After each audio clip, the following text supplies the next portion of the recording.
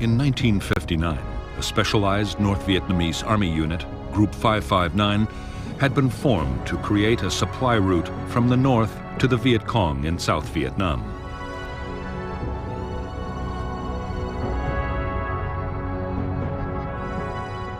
Jungle trails inside the South had proved too vulnerable to government army sweeps, and so, helped by their allies, the Pathet Lao guerrillas in Laos, and with the tacit approval of Prince Sihanouk of Cambodia, Group 559 had taken over the border areas just outside South Vietnam.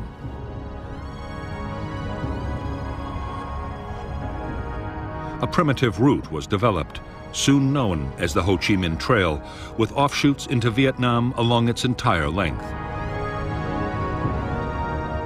By early 1964, the trail was being transformed into a secret jungle highway with depots, air defense, and garrisons of permanent logistics troops.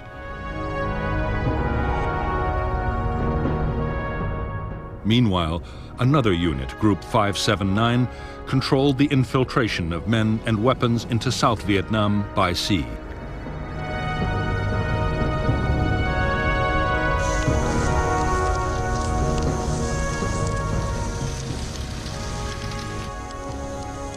In the first months of 1964, the NLF stepped up their campaign in a concerted effort to push South Vietnam to the edge. With better equipment, leadership, and training, the NLF were now attacking in big units, up to 1,000 men at a time.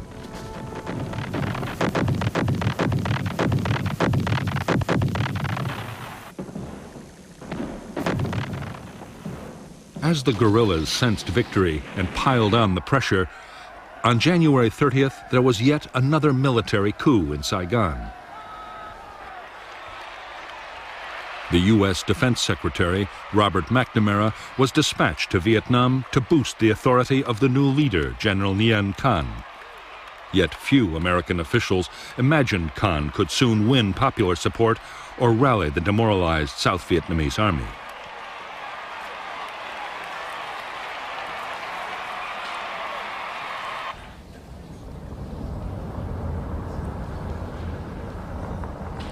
As the crisis in Vietnam deepened, the pressure on President Johnson to take strong action grew almost intolerable. Many of Johnson's political opponents, including the Republican Senator Barry Goldwater, were calling for North Vietnam to be bombed and for U.S. troops to be sent to fight in the South.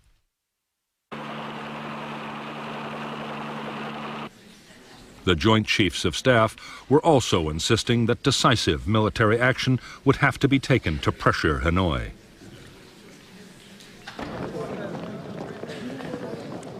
From the start, Johnson doubted that the United States could win a war in Southeast Asia. He also believed that neither Congress nor the American people would approve of open military intervention. However, he did agree to covert actions against North Vietnam, including secret bombing of economic targets and villages along the Laotian border.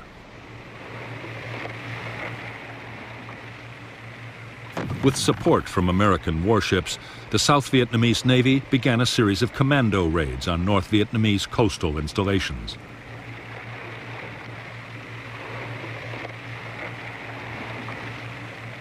It was one such operation in August 1964 that would set the stage for a dramatic clash between U.S. and North Vietnamese naval forces.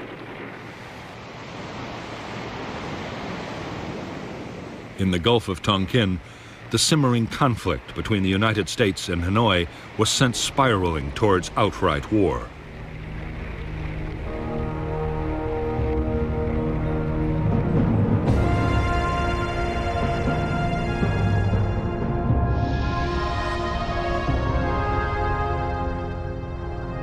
On the night of 30th July 1964, South Vietnamese commandos attacked two small North Vietnamese islands in the Gulf of Tonkin. The U.S. destroyer Maddox, an electronic spy ship, was 123 miles south with orders to electronically simulate an air attack to draw North Vietnamese boats away from the commandos.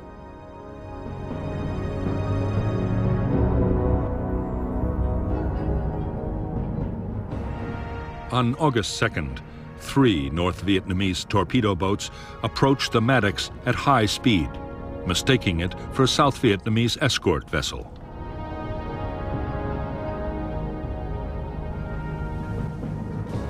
In the engagement that followed, the Maddox sank one of the craft and air support planes damaged the others.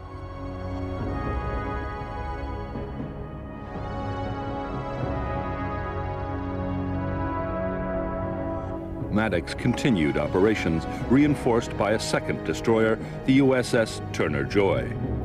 2 nights later, still gathering intelligence and in bad weather conditions, the captain of the Maddox reported that he thought they had been fired on and were about to be attacked. As he later reported, no attack took place.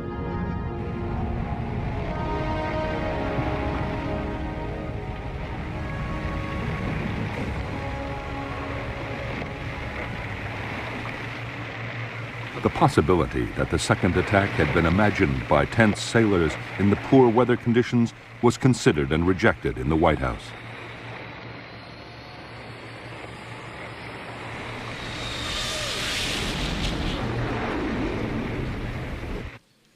Six hours after the supposed attack, a retaliation against North Vietnam was ordered by President Johnson.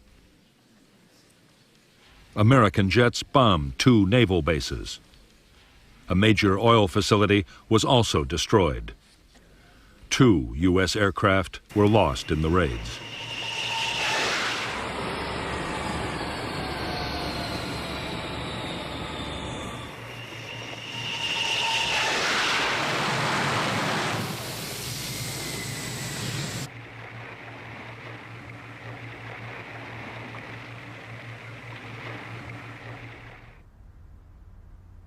Within hours of the American airstrikes, the Chinese Premier Chou En-lai was calling on the Vietnamese to prepare to fight back. Chinese air units on the Vietnam border were heavily reinforced.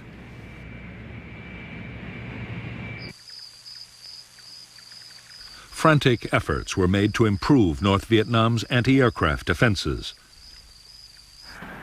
At the same time, jets of the fledgling North Vietnamese Air Force returned to Vietnam from their training base in China.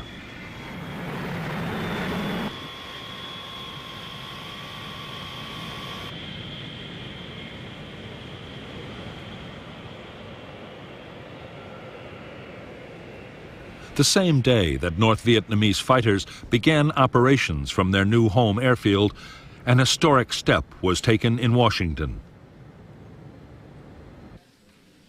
On August 7, 1964, the U.S. Congress passed the Tonkin Gulf Resolution. It gave President Johnson the freedom to take whatever actions he thought necessary to defend Southeast Asia. Johnson now had the power to use military force in Vietnam in almost any way he chose.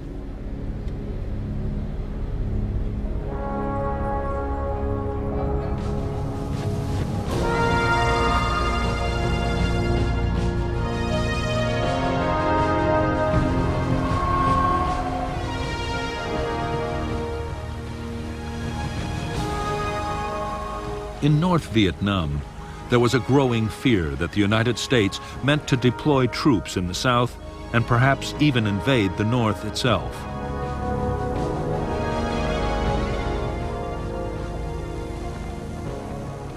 The U.S. might also decide to bomb North Vietnam into the ground.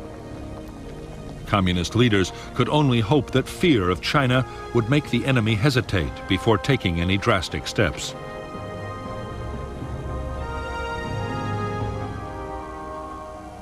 Meanwhile, a bold stroke might win the war in the South before the Americans could intervene.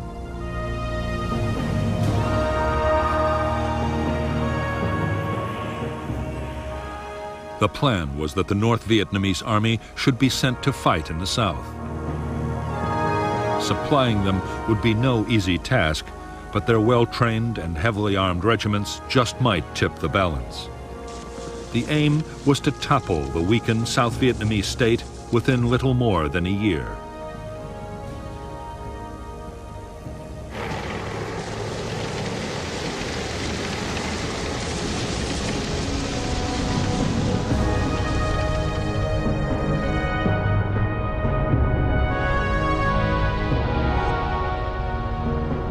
The first North Vietnamese Army units to be raised and trained for combat in the South were the 32nd and the 33rd Regiments of the 325th Division based at Dong Hoi. The 66th Regiment of the 304th would follow next. The plan was that starting in October, the troops would march for 6 weeks down the Ho Chi Minh Trail and enter South Vietnam's Central Highlands in early 1965.